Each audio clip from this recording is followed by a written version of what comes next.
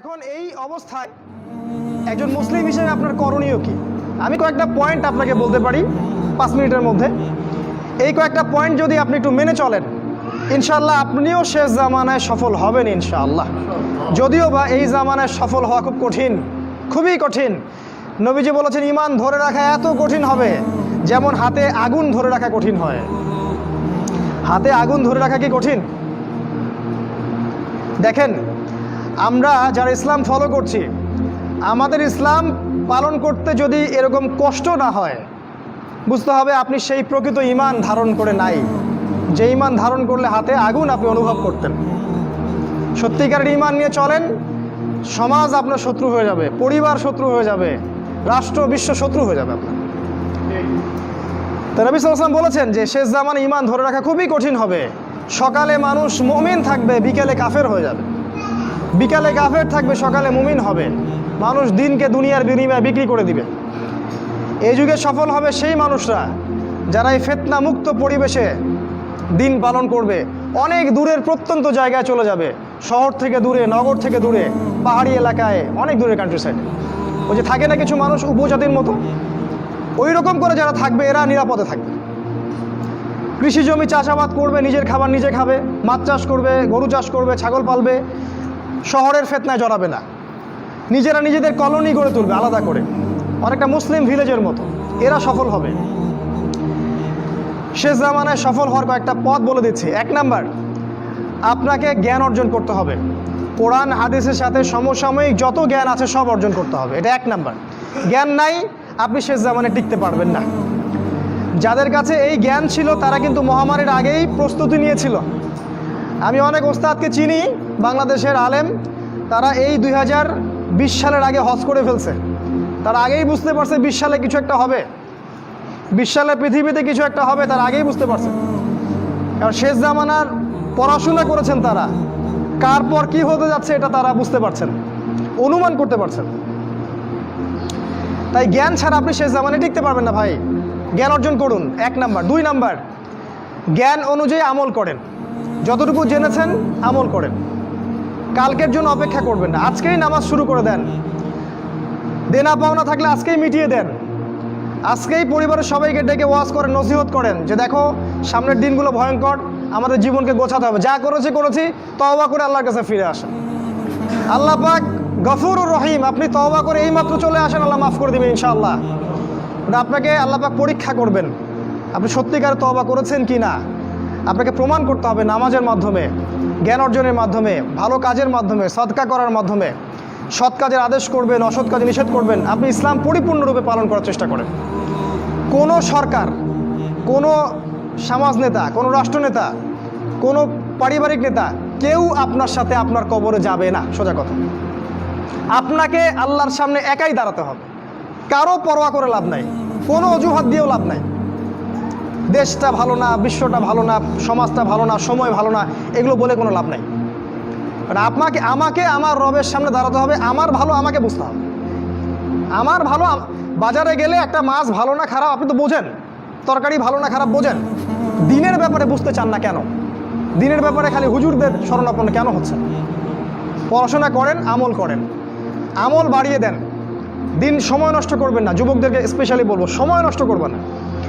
শয়তান 3টা ধোঁকা দিবে যে পরে শিখে নিব, পরে করবো নি।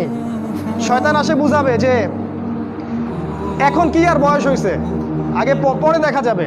শয়তান বুঝাবে আমি এগুলো জানি তো, আর জানার দরকার নাই। এগুলো শয়তান বোঝাবে আপনাকে। এই শয়তানের ধোঁকায় পড়বেন না। সময়কে মূল্যায়ন করেন, আমল করা শুরু করেন। আল্লাহর ওয়াস্তে তওবা করে আল্লাহর দিকে ফিরে আসেন। আল্লাহ পাক তৌফিক দান করুন, আল্লাহুম্মা আমিন। 3 নাম্বার, সৎ কাজের আদেশ করেন, অসৎ কাজে নিষেধ করেন। পরিবার থেকে শুরু করেন।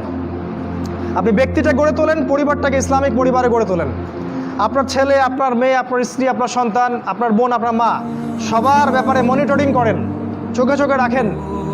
আপনি জানেন না আপনার ছেলেটা অনেক আগেই জেনাকারী হয়ে গেছে, আপনি টের পান নাই। ছেলের হাতে স্মার্টফোন তুলে দিয়েছেন, ছেলে গোপনে গোপনে 10টা প্রেম করে, আপনি জানেন না। ও দুধ খায় না এখন, আপনি মনে করছেন যে ও দুধ খায়। ও অনেক ম্যাচিউরড হয়ে গেছে। আপনার মেয়েকে দেখে মনে হয় খুব পর্দা করে, দেখেন ভিতরে ভিতরে কোনো ছেলের সাথে সম্পর্ক তৈরি করে ফেলছে। অনেক ঘটনা ঘটে যায়, আমরা সরল মনে অনেক কিছু করি। আপনার ওয়াইফকে দেখেন, আপনি যখন বাসায় থাকেন না কি করে না করে মনিটরিং করেন, টিভি বন্ধ করে দেন, সিরিয়াল টিরিয়াল বন্ধ করেন।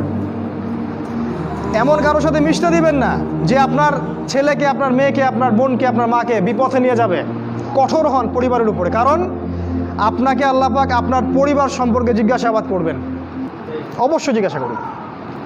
বিশ্বাস করেন আল্লাহ পাক কিয়ামতের মাঠে আপনাকে আপনার পরিবার সম্পর্কে জবাবদিহি করাবেন প্রত্যেকটা বিষয়। আপনি দাওয়াত দেন, চেষ্টা করেন, তারপরে যদি ছেলে বেলাইনে যায় সেটা তার ব্যাপার, ওর হিসাব ও দিবে। নূহ আলাইহিস সালামের ছেলে কাফের হয়ে গেছে, ওর হিসাব ও দিবে, সেটা আলাদা। কিন্তু আমাকে আমার চেষ্টা করতে হবে।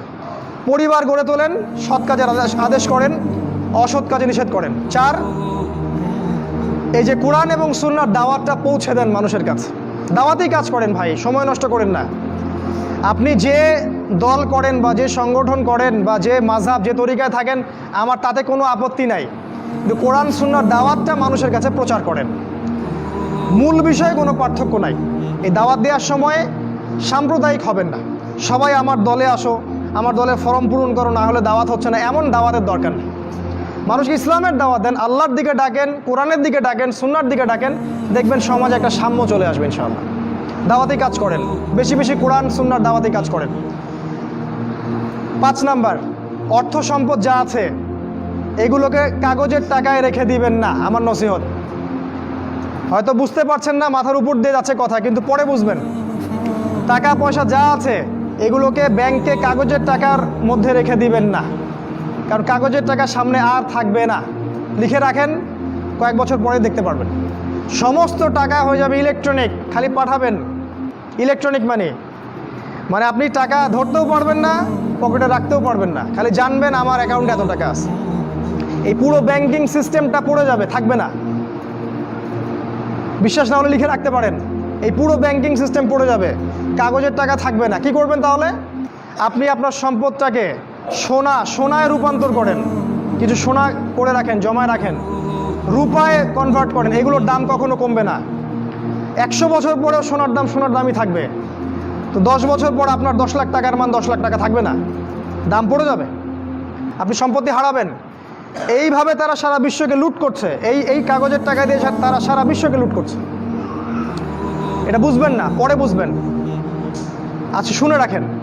আর কি করতে পারেন? গবাদি পশু ব্যবসা ইনভেস্ট করেন।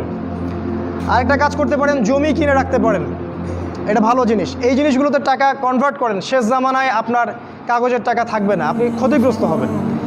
এখন টাকা যদি জমায় রাখেন, শেষ জামানায় আপনি ক্ষতিগ্রস্ত হবেন। আমি অর্থনীতি নিয়ে যথেষ্ট পড়েছি আলহামদুলিল্লাহ, পড়েই কথাগুলো আপনাকে বলছি। আর কি করবেন? যদি সম্ভব হয়, শহর, আপনারা তো গ্রামেই থাকেন মাশাআল্লাহ, শহরে যারা থাকে তাদের উদ্দেশ্যে বেশি বলছি এটা, কারণ এটা অনলাইনে যাবে। শহর কেন্দ্রিক জীবন ব্যবস্থা ত্যাগ করতে হবে। শহরে আপনি বাঁচতে পারবেন না, টিকতে পারবেন না, শহরগুলো ধ্বংস হয়ে যাবে। আল্লাহ পাক বলেছে, ওয়াইম মিন ক্বরিয়া ইল্লা নাহনু মুহলিকুহা ক্বাবলা ইয়াউমিল কিয়ামাহ, কিয়ামতের আগেই প্রত্যেক নগরী আমি ধ্বংস করে দিব, আল্লাহ পাক বলেছেন। শহর থাকবে না, প্রত্যন্ত জায়গায় চলে যাওয়ার চেষ্টা করেন, গ্রামের বাসা ওইদিকে প্রজেক্ট করেন, ছোট ছোট মুসলিম কলোনি করে গড়ে তুলতে হবে। এই কাজগুলো করতে পারেন। আর কিছু করতে পারেন, শারীরিক প্রস্তুতি নেন। ফিজিক্যালি, যুবকদেরকে বলবো, ফিজিক্যালি প্রস্তুতি নেন, ব্যায়াম করেন, ভালো খাবার খান, নিয়মতান্ত্রিক জীবনযাপন করেন, এলোমেলো জীবনযাপন করবেন না। আর নিয়মতান্ত্রিক জীবনযাপন করার সবচেয়ে উসওয়াতুল হাসানা হচ্ছে রাসূলুল্লাহ সাল্লাল্লাহু আলাইহি ওয়াসাল্লাম। উনার সুন্নাহ মাফিক জীবনযাপন করেন, আপনি ভালো থাকবেন। কারণ সামনের দিনগুলোতে আরও ফিতনা বাড়বে, এবং আমাদের এই যুব সমাজের এবং তার পরবর্তী প্রজন্মের শারীরিক অবস্থাকে নষ্ট করে দেওয়ার জন্যে অগণিত খাবার বাজারে ছেড়ে দেওয়া হয়েছে, যেগুলোর মধ্য দিয়ে অসুস্থ হয়ে যাবে। তাই রাসূলের পদ্ধতি অনুযায়ী জীবনযাপন করেন, ভালো খান, ফ্রেশ জিনিস খান, ব্যায়াম করেন, শারীরিক প্রিপারেশন নেন, আপনি ভালো থাকবেন ইনশাআল্লাহ। এই কাজগুলো আপনাকে ইনশাআল্লাহ শেষ জামানায় বাঁচতে সাহায্য করবে। আর সর্বশেষ যেটা নাসিহা, সেটা হলো যে ইসলামের জন্যে, ইসলামকে ভালোবেসে, আপনার জান থাকলে জান দিয়ে, মাল থাকলে মাল দিয়ে, সময় থাকলে সময় দিয়ে, শ্রম দিতে পারেন শ্রম দিয়ে, বা মেধা আছে মেধা দিয়ে দিনের জন্য কিছু করেন, দিনের কোনো খেদমত করে যান। এই কাজগুলো পরকালে আপনার জন্য সদকায়ে জারিয়ার মাধ্যম হবে ইনশাআল্লাহ। কারণ মানুষ যখন মারা যাবে, তার আমলনামা বন্ধ হয়ে যাবে, সাদাকায়ে জারিয়া খোলা থাকবে, নেক সন্তান খোলা থাকবে। এবং